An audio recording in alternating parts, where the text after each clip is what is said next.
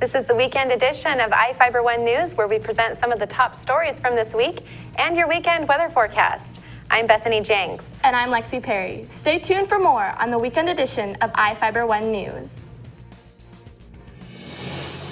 From the iFIBER 1 HD studio here in the heart of the Columbia Basin, this is iFIBER 1 News. Your number one source for local news, sports headlines, and our very own Weather Center forecast covering the entire Columbia Basin. This is iFIBER 1 News, and it starts now.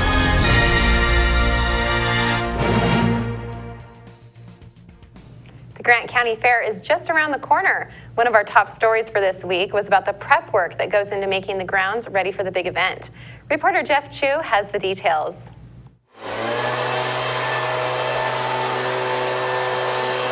They're sweeping out the rabbit and chicken barn, spraying the cobwebs off the Carolyn Fisher stage, and finishing up on remodeling the sheriff's substation at Grant County Fairgrounds. It's almost fair time in Moses Lake. Grant County Fair saw more than 70,000 people in attendance last year. That was almost a 50% increase from the year before. Fairgrounds manager Jerry Gingrich explained why. We're counting more accurately. We instilled a system that we were actually counting everybody through the gate rather than it was a more of an archaic system prior to that. Next year we anticipate going into an electronic ticketing system, and so it'll actually even be more accurate. About 200 yards of new asphalt was laid down last week to complete the final link of an accessible path to the rodeo arena. We just finished the paved walkway that connects Blue Gate all the way down to the sheriff's building, and that's for ADA compliancy and for the strollers, anybody.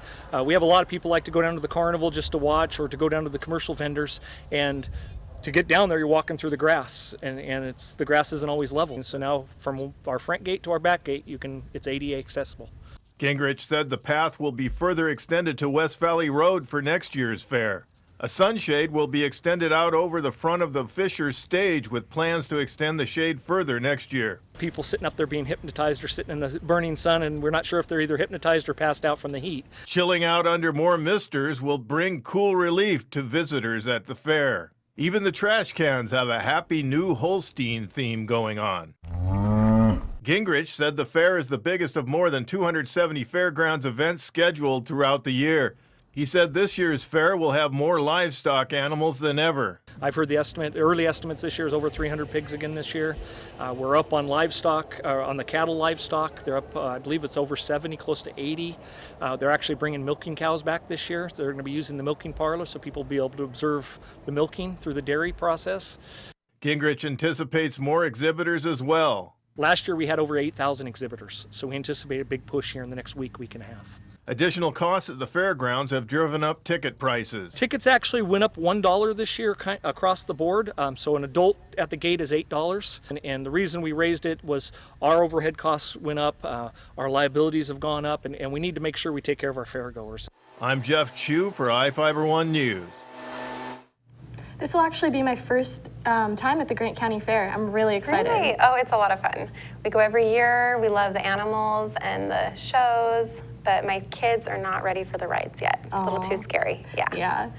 Now we take a look at individuals being sought out by the Grant County Sheriff's Office. This is Sheriff Tom Jones with the Grant County Sheriff's Office. Each of the people you see here have a warrant for their arrest. If you see any of these people, we ask you do not attempt to detain or apprehend them, but call us at 509-762-1160 or send us an email at crimetips@co.grant.wa.us. If the person is presenting a danger, call 911. With your help, we can bring these people to justice and make our community safer. We will be right back after this.